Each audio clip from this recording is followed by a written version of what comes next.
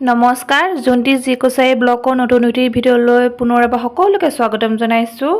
আজি থাম্বনেইল দেখি আপোনালোকে নিশ্চয় গম পাইছে মই কিহৰ ওপৰত ভিডিঅ' বনাইছোঁ।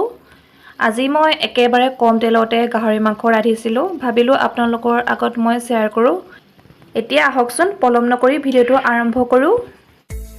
আজি মাৰ্কেটৰ পৰা 500 গ্ৰাম গাহৰি মাংস কিনি আনিছে।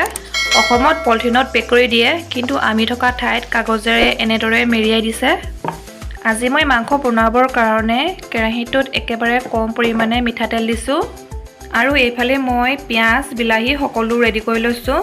কেৰাহীখনত তেল প্ৰায়ভাগ গৰম হৈ গৈছে। এতিয়া মই অলপমান পাঁচফোৰণ, 3টা কেঁচা জলকীয়া আৰু তেজপাত দি দিছোঁ আৰু লগতে মই কাটি থোৱা পিঁয়াজবিলাকো দি দিছোঁ।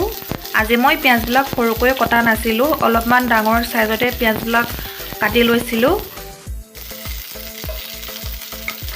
এতিয়া মই থেতালি থোৱা আদা ৰচুন পেষ্টবিলাক দি দিছোঁ।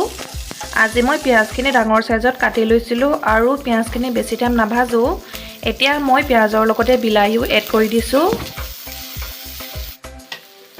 পিঁয়াজ বিলাহী অলপ টাইম ভজাৰ পাছতে ইয়াত মই অলপমান হালধি গুড়ি, নিমখ আৰু ৰেড চিলি ব্যৱহাৰ কৰিছোঁ।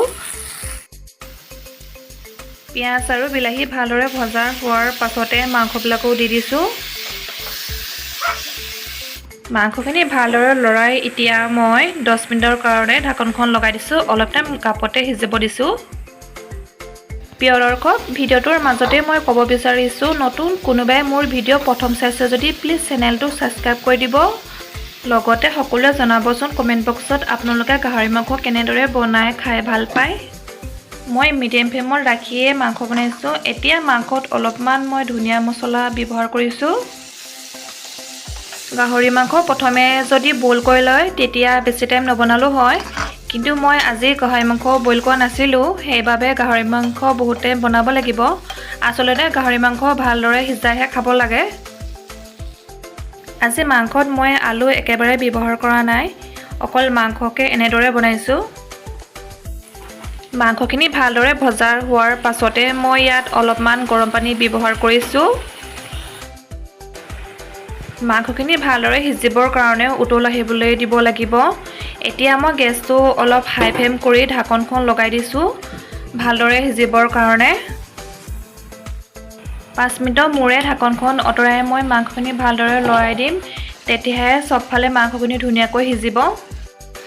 গাহৰি মাংস ভালদৰে সিজাই খাব লাগে, সেইকাৰণে মই গেছটো মিডিয়াম ফ্লেমত ৰাখিয়ে মাংস বাৰে বাৰে লৰাই আছোঁ আৰু 5 মিনিটৰ কাৰণে পুনৰ এবাৰ ঢাকনখন লগাই দিছোঁ। আজি মই গাহৰি মাংসত একেবাৰে কম পৰিমাণে মিঠাতেল ব্যৱহাৰ কৰিছিলোঁ, কিন্তু গাহৰি মাংসত তেল হোৱাৰ কাৰণে গ্ৰেভিখন খুবেই ধুনীয়া হৈছে। এতিয়া গাহৰি মাংসৰ ৰেচিপিটো ধুনীয়াকৈ ৰেডি হৈ গৈছে। প্ৰিয় দৰ্শক, মোৰ ৰেচিপিটো চাই আপোনালোকে কেনে পালে কমেণ্ট বক্সত জনাবচোন। লগতে ভাল লাগিলে যদি লাইক, কমেণ্ট আৰু শ্বেয়াৰ কৰি দিব। আজিলৈ ভিডিঅ'টো ইমানতে সামৰণি মাৰিছোঁ। পুনৰ এটা নতুন ভিডিঅ' লৈ আকৌ লগ পাম। ধন্যবাদ।